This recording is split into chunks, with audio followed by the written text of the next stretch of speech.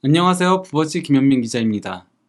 최근의 부진으로 인해 유럽 대항전 진출이 위태로워진 토트넘과 간판 공격수 토니의 베팅 사건으로 인해 8개월 징계가 떨어지면서 다소 뒤숭숭한 분위기의 브렌트포드가 프리미어리그 37라운드에서 맞대결을 펼칠 예정입니다.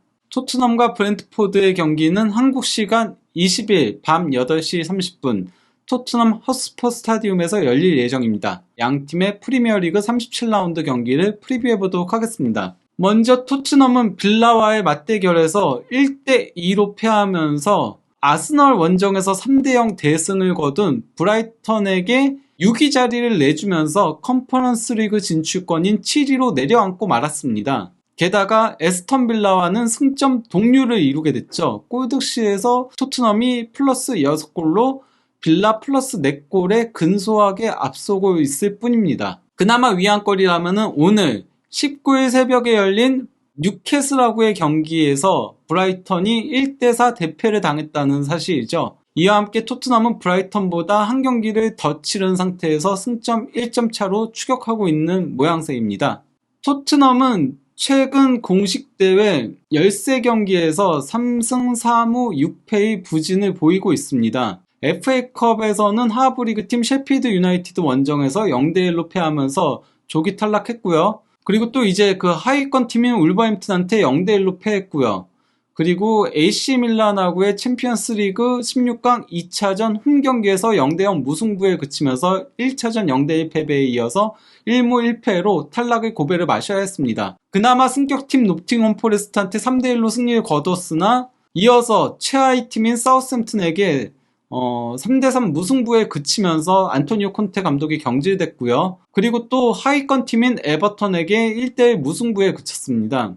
그나마 이제 그 브라이턴하고의 맞대결에서 2대1로 승리를 거두면서 한숨을 돌리는 듯 싶었으나 또다시 승격팀 본머스에게 그것도 홈에서 2대3으로 패했고요. 뉴캐슬한테는 1대6 치욕적인 대패를 당하는 수모를 겪어야 했습니다. 맨유하고의 홈경기에서 2대2 무승부에 그친 토트넘은 리버풀 원정에서 난타전 끝에 경기 종료 직전 실점을 허용하면서 3대4로 패했습니다. 그나마 팰리스전에서 1대0으로 승리를 거뒀으나 다시 지난 주말 에스턴 빌라 원정에서 1대2로 패했는데요. 이와 함께 토트넘은 최근 공식 대회 13경기 3승 4무 6패를 기록하는 동안 프리미어리그 11경기에서는 3승 3무 5패에 그치면서 승점 12점 그리고 이제 골득실은 마이너스 5로 해당 구간만 놓고 보면은 프리미어리그 전체 팀들 중에서 하위권인 15위라는 저조한 성적을 올리고 있습니다. 더 큰 문제는 바로 실점에 있는 거죠. 무려 24실점을 허용하면서 리즈 유나이티드 32실점 그리고 노팅엄 포레스트, 레스터, 사우스햄튼 25실점에 이어서 5번째로 많은 실점을 해당 구간에 허용을 하고 있는 토트넘입니다. 무엇보다도 토트넘은 이른 시간 실점이 상당히 큰 문제로 작용하고 있죠. 최근 프리미어리그 5경기에서 10분 이내 실점이 무려 10골이 됩니다. 뉴캐슬전에는 1분 만에 실점 허용하고 5분 만에 실점 허용하고 다시 8분 만에 실점을 허용했었고요. 맨유전에는 또 이제 그 산초한테 6분 13초 만에 실점을 허용했고 리버풀전에도 3분과 5분의 실점 허용 그리고 지난 에스턴 빌라전에도 8분의 실점을 허용했는데요. 여기에 더해서 이제 그 리버풀 원정 경기에서는 15분경에 모하메드 살라한테 페널티킥 실점을 내줬거든요.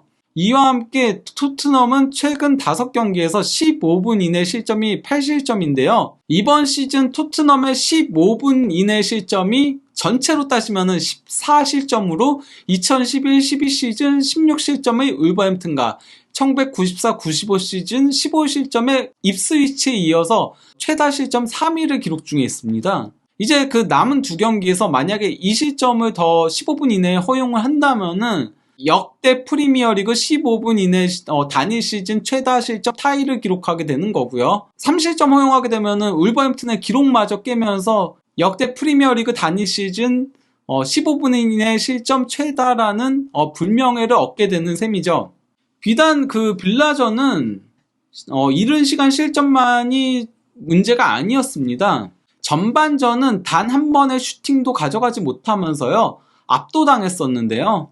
토트넘이 전반전에 슈팅을 단 하나도 기록하지 못한 거는 이번 시즌 처음이었고요. 최근 6시즌을 놓고 보더라도 2020년 맨시티전 그리고 2021년 팰리스전에 이어서 세 번째 있는 일이었습니다. 그나마 이제 그 페널티킥 골 덕에 한 골을 쫓아갈 수 있었으나 승부를 뒤집기에는 역부족이었죠. 사실 그 페널티킥 제외하고는 이렇다 할 득점 찬스를 만들어내지 못한 토트넘이었는데요.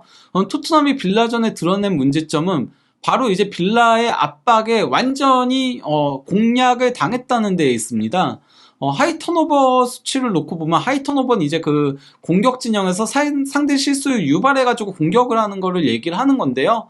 빌라가 무려 8회를 기록을 하는 동안 토트넘은 2회밖에 기록하지 못할 정도로 빌라의 압박에 농락당했습니다. 그러면서 이제 토트넘은 평균 위치를 보더라도 완전히 무너졌죠.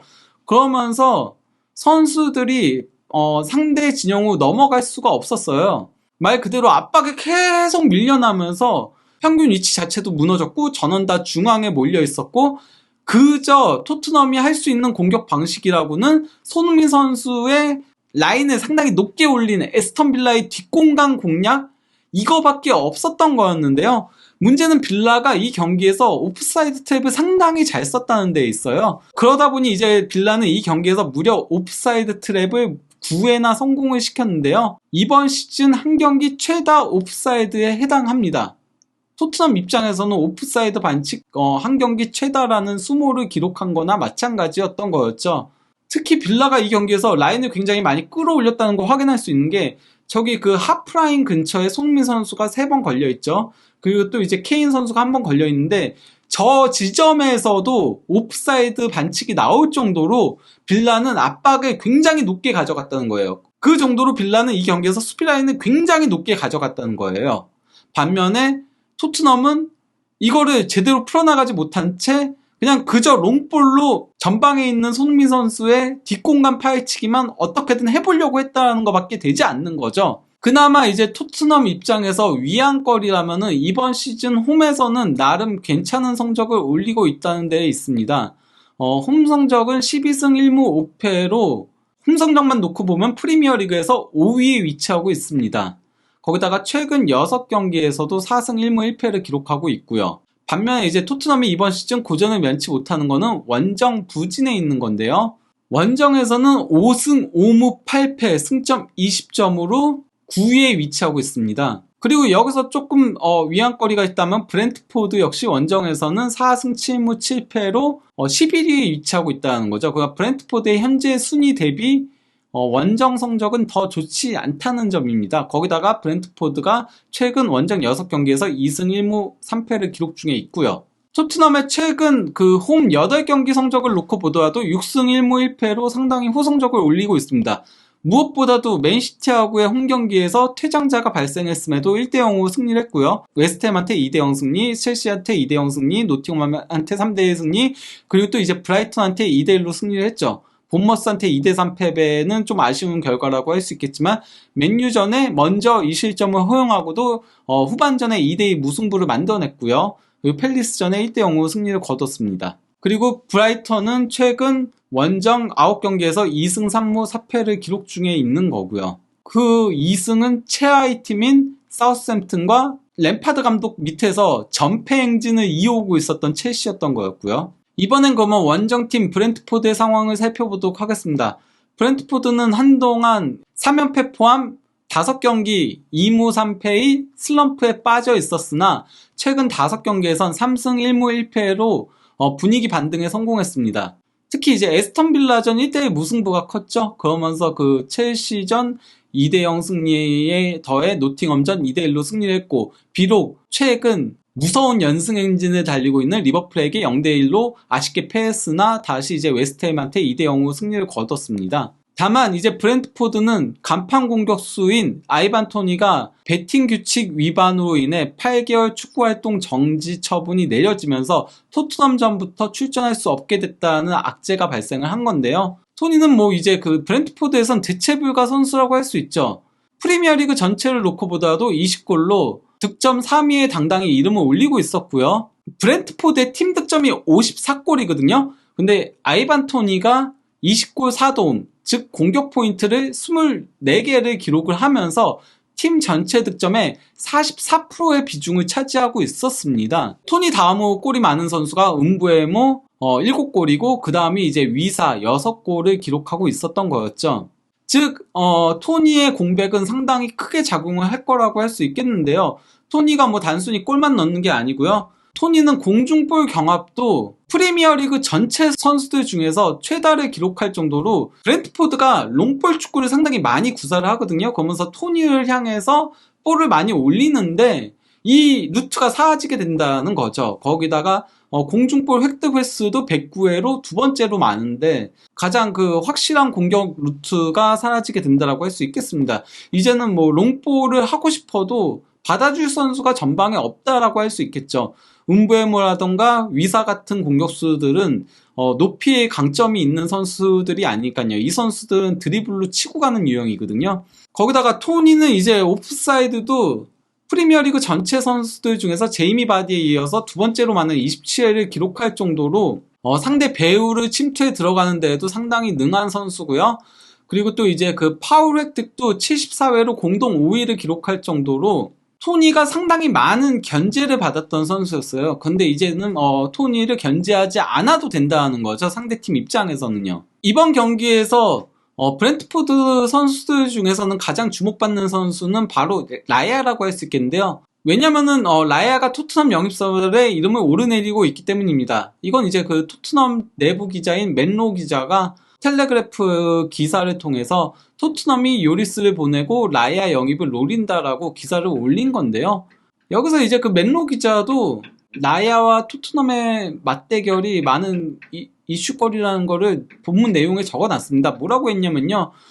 라야는 토요일 토트넘과의 경기에서 그의 명성을 높일 수 있지만 브렌트포드 소속으로 좋은 활약을 펼치게 된다면 다음 시즌 유럽 대항전에 진출하려는 토트넘의 희망은 물론 잠재적으로 선수 스스로의 희망조차 꺾을 수 있다라고 한 거거든요. 이게 무슨 얘기냐면은 브렌트포드가 이기게 되면은 토트넘이 유럽 대항전에 못 나가게 될 위험성이 발생을 하게 되고 라야가 현재 토트넘 이적설에 있으니까 만약에 라야가 토트넘을 이적하게 된다면은 라야 본인도 유럽 대항전에 나가지 못하게 된다는 거죠. 본인의 활약에 힘입어서 그런 내용을 적은 겁니다. 그러면서 이제 그 토마스 프랑크 브렌트포드 감독은 라야의 이적료로 4천만 파운드로 평가를 했다라고 한 거고요. 근데 이제 라야는 이번 시즌 프리미어리그 최고의 골키퍼 중에 한 명으로 불릴 정도로 좋은 활약을 펼치고 있죠. 현재 그 선방률은 76.4%로 프리미어리그 전체 1위고요. 또 이제 경기당 선방 횟수도 4.1회로 프리미어리그 전체 1위입니다. 단순히 선방에만 능한 게 아닙니다. 라야는 발밑이 좋은 골키퍼로 유명하거든요. 골키퍼들 중에서는 패스 횟수가 1390회로 최다를 기록하고 있습니다. 다만 이제 그 라야가 원래는 블랙번에서 선수 생활을 시작했었는데 그때 조금 하브리그로 임대를 전전해야 했던 이유가 183cm의 단신 때문이었던 거였거든요. 이것 때문에 과연 프리미어리그에서 버텨낼 수 있을까라는 의구심이 많았으나 의외로 이제 그 하이클레임스라고 이게 공중볼 캐칭을 얘기하는 스탯인 건데요. 여기서 빌라 골키퍼인 에밀리아노 마르티네스 54회에 이어서 두 번째로 많은 수치를 기록하고 있습니다. 그 정도로 작은 키지만은 의외로 공중볼 캐칭을 잘한다라고 할 수 있겠죠. 근데 이제 그 라야 골키퍼 같은 경우는 토트넘 상대로 3경기에서 2무 1패를 기록하고 있는데요. 유일한 1패였던 2020-21 시즌 리그컵 준결승전 이때는 브렌트포드가 챔피언십에 있었을 때였어요. 그가 2부 리그에 있었을 때였거든요. 프리미어 리그만 놓고 보면은 두 경기 모두 무승부를 기록할 정도로 좋은 활약을 펼친 라야 골키퍼라고 할 수 있겠습니다. 근데 이제 그 라야 골키퍼가 유일하게 패배했던 리그컵 경기에서는 무사 시소코가 선제골을 넣었었고 이제 70분경에 손흥민 선수가 쐐기골을 넣으면서 그러면서 이제 토트넘이 2대0 승리와 함께 리그컵 결승전에 올라갈 수 있었죠. 하지만 무리뉴 감독이 경질되고 메이슨 임시 감독 체제에서 치렀던 맨시티하고의 리그컵 결승전에서 0대1로 패하면서 무관이 이어지게 됐었던 거였죠. 메이슨 임시 감독 데뷔전이었던 거였거든요. 근데 이제 그 손흥민 선수가 리그컵에서 골을 넣었었다라고 했잖아요. 그리고 이제 라야 골키퍼가 나오지 않았던 부상 후 결장했었던 브렌트포드와의 지난 시즌 프리미어리그 14라운드 홈 경기에서도 손흥민 선수가 골을 넣으면서 토트넘이 2대0으로 승리를 거뒀습니다. 이와 함께 손흥민 선수는 브렌트포드 상대로 2골을 넣으면서 양팀 맞대결의 역대 득점을 놓고 보면은 블리셋이라고 브렌트포드의 공격수와 함께 최다 골 타이를 기록하고 있습니다. 그 외에 토트넘 선수는 시소코가 리그컵에서 골을 넣었던 거였고, 그리고 나머지 2골이 케인 1골, 그리고 또 이제 호이비에르가 1골을 기록하고 있는 거죠. 그러면 이제 양 팀의 맞대결 전적을 살펴보도록 하겠습니다. 워낙 그 브렌트포드가 2021-22 시즌에 구단 역사상 처음으로 프리미어리그에 승격을 했던 거였거든요. 그러다 보니까 양 팀의 맞대결이 거의 없어요. 그래서 이제 그 컵대회까지 다 합쳐야지 이제 6번 맞대결을 한 거였는데요. 물론 그 컵대회 시절에는 브렌트포드가 하브리그 팀이었다는 점을 고려해야 하긴 하지만요. 토트넘이 4승 2무 무패 행진을 이어오고 있습니다. 첫 4번의 맞대결에서는 전부 승리를 거뒀었죠. 하지만은 최근 2번의 경기는 모두 다 무승부로 막을 내렸습니다. 그래도 토트넘이 홈에서만큼은 3전 전승을 올리고 있습니다. 원정에서 1승 2무인 거죠. 그러면 이제는 그 양팀의 결장자 명단을 살펴보도록 하겠습니다. 토트넘은 현재 그 벤탄쿠르와 요리스 그리고 세세뇽이 여전히 부상자 명단에 이름을 올리고 있고요. 에릭 다이어와 탕강가가 경미한 부상이 있다라고는 하지만 두 선수 모두 출전은 가능하다라고 해요. 하지만 여기 내용에 보면은 둘 다 선발 출전은 하지 않을 것이다, 이렇게 나와 있고요. 마지막 문장이 뭐냐면요, 메이슨 감독이 지난 그 빌라전에 선발 출전한 히샬리송과 스킵 대진에 클롭세스키와 비수마를 선발 출전시킬 가능성이 있다라고 한 거예요. 왜냐면 빌라전에 완전히 밀리는 경기였다가 그나마 클루세스키하고 비수마가 투입되면서 흐름을 조금은 가져왔던 토트넘인 거니까요. 그리고 이제 페널티킥도 얻어내게 됐었고요. 브렌트포드 같은 경우는 4월 8일 뉴캐슬전에 핵심 수비수인 그가 수비라인의 대장이나 마찬가지인 거거든요. 폰투스 얀손이 부상을 당한 데 이어서 4월 22일 빌라전에는 주전 수비형 미드필더인 네르고르가 부상을 당했었습니다. 여기에 더해서 이제 그 토트넘전을 앞두고 토니가 징계를 받으면서 공격과 미들 그리고 수비의 핵심 선수들이 빠지게 된 건데요. 스타코시아나 이제 루이스 포터는 그렇게 중요한 선수들은 아닙니다. 그러면 이번에는 후스코드의 예상 라인업을 살펴보도록 하겠습니다. 후스코드에서 이제 클루세스키와 비수마가 선발 출전할 가능성이 있다라고 해서 이렇게 예상을 한 건데요. 케인 최전방 원톱에 클룹세스키, 손흥민 2선. 근데 이거 위치는 아마 바뀔 거예요. 손흥민 선수가 왼쪽, 클룹세스키가 오른쪽. 그리고 또 이제 좌우 윙백에 벤 데이비스와 포로, 중앙 미들에 호이비에르와 비수마, 그리고 백스리는 로메로 중심으로 랑글레와 로얄이 설 걸로 예상을 했고요. 포스터 골키퍼가 골문을 지킬 예정입니다. 브렌트포드는 토니의 빈자리를 위사가 메울 거라고 예상을 했고요. 좌우 측면 공격수는 샤데와 웅베모, 그리고 중앙 미들 3명은 야네트 중심으로 옌센과 담스코르가 역삼각형 형태로 구축할 것으로 보이고요. 좌우 풀백은 헨리와 히키, 그리고 또 이제 중앙 수비는 벤미와 피노, 그리고 골문은 라야 골키퍼가 지킬 예정입니다. 후스코드 예상 스코어를 살펴보도록 하겠습니다.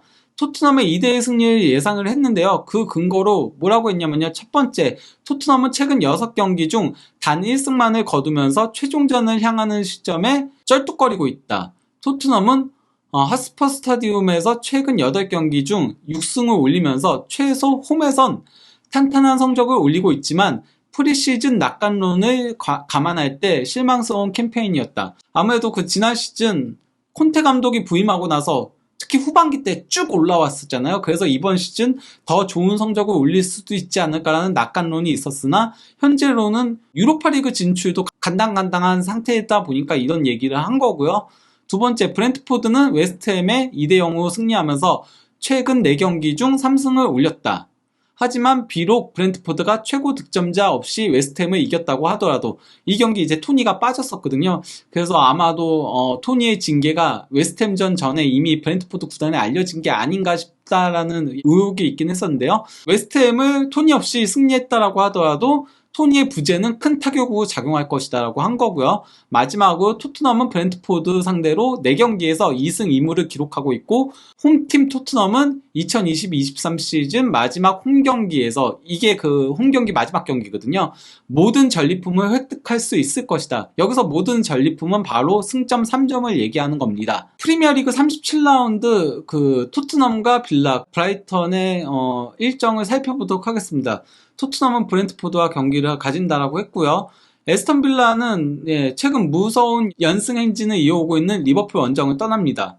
즉 빌라는 이번 경기에 패할 가능성이 상당히 높다라고 할 수 있겠죠. 그리고 브라이턴은 최하위 사우스햄튼과 맞대결을 펼칠 예정입니다. 브라이턴은 이번 경기에는 승리할 가능성이 매우 높아요. 왜냐면은 사우스햄튼은 강등이 확정됐기 때문에 동기부여가 떨어진다라고 할 수 있거든요. 심지어 브라이턴 홈경기이기도 하고요. 즉 토트넘이 유로파리그 진출권인 6위 경쟁을 계속 이어가기 위해서는 이번 경기 승리가 절실합니다. 반면 이번 경기에 패하거나 무승부에 그치게 된다면은 브라이턴이 사우스햄튼한테 승리하게 될 시 유로파리그는 물 건너가게 되는 거죠. 이거는 사실상 불가능합니다. 왜냐면 골득 시차가 크게 나기 때문에 브라이턴을 역전하는 거는 사실상 불가능인 거거든요. 거기다가 이제 에스턴 빌라한테 역전을 허용하게 될 수도 있는 거죠. 최종전 결과에 따라서요. 그렇게 된다면은 컨퍼런스 리그도 나가지 못한 채 6위가 유로파리그, 7위가 컨퍼런스 리그, 8위가 아무데도 못 가는 거니까요. 다음 시즌 유럽 대항전 없는 토트넘을 보게 되는 거죠. 과연 토트넘이 브렌트포드전 승리를 통해서 유럽 대항전의 희망을 계속 이어갈 수 있을지 해당 경기가 끝나면 한준TV에서 분석해서 영상을 올리도록 하겠습니다. 감사합니다.